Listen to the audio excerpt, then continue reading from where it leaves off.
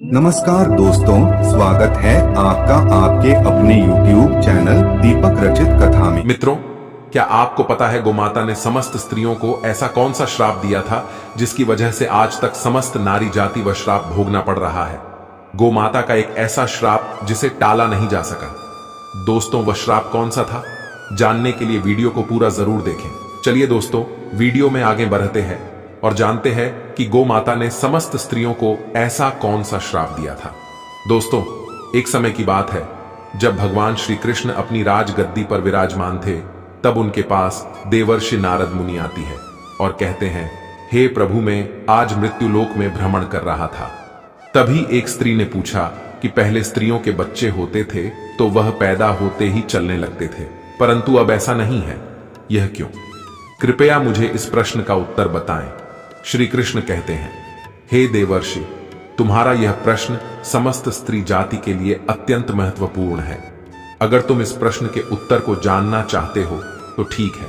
तो मित्रों, श्री कृष्ण कहते हैं, हे देवर्षि, एक नगर में एक रामचंद नामक व्यक्ति रहता था। रामचंद एक स्वार्थी व्यक्ति था। रामचंद के पास में एक गाय थी।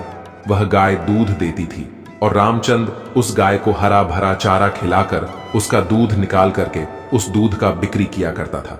रामचंद गाय का दूध खुद भी पीता था और अपने परिवार वालों को भी पिलाता था। रामचंद का समय इसी तरह से व्यतीत हो रहा था। कुछ दिनों के बाद एक समय ऐसा आया कि जब रामचंद को गाय ने दूध देना बंद कर दिया। जैसे ही गाय ने दूध देना बंद कर दिया तो इधर रामचंद ने उस गाय को चारा डालना बंद कर दिया। और एक दिन ऐसा आ गया कि उस दिन रामचंद ने गाय को बहुत मारा पीटा और उसने उस गाय को घर से ले जाकर जंगल में छोड़ दिया। बेचारी अकेली जंगल में इधर उधर घूमती फिरती है और एक दिन जंगल में बने एक मंदिर के पास में पहुंचती है और भगवान से विनती करते हुए कहती है, हे भगवान, मैं आपसे यह नीति करती हूं कि हमें गाय की योनि में डालकर कितना गलत काम किया है। वह गाय आगे कहती है, जब तक मैं दूध देती रही तब तक उस व्यक्ति ने मुझे अपने घर पर रखा, हरा भरा चारा खिलाया। जैसे ही मैंने दूध देना बंद कर दिया, उसके बाद में उसने मुझे चारा भी नहीं डाला। इतना ही नहीं, उसने तो मुझे घर से बाहर ही निकाल दिया। अब जंगल में चारा खा खा करके, जंगल में घास खा करके मैं अपने पेट को भरती हो। हे भगवान, आपने जो सर्वश्रेष्ठ योनि बनाई है, यह तो कितनी स्वार्थी और लालची योनि है। श्री कृष्ण कहते हैं, जब भी वह गाय रामचंद के द्वार पर आ जाती है तो रामचंद ने लाठी लेकर के उस गाय को जंगल की तरफ, खेतों की तरफ भागा करके आता है। धीरे धीरे जब वह गाय एक दिन गर्भवती हो जाती है तो अब जैसे ही 3-4 महीने का गर्भ हुआ है तो उसी जंगल से एक स्त्री गुजर रही थी। उस स्त्री ने जैसे ही उस गाय को देखा, उसने मन में सोचा कि यह गाय तो गर्भवती है, मैं एक काम करती है, इस गाय को मैं पाल लेती हूं। लेकिन जैसे ही वह स्त्री उस गाय को पकड़ने के लिए अपने पति को बुलाने के लिए जाती है और जब तक उसका पति वहां पर आता है तब तक वह गाय वहां से चली जाती है। धीरे धीरे और समय व्यतीत होता गया।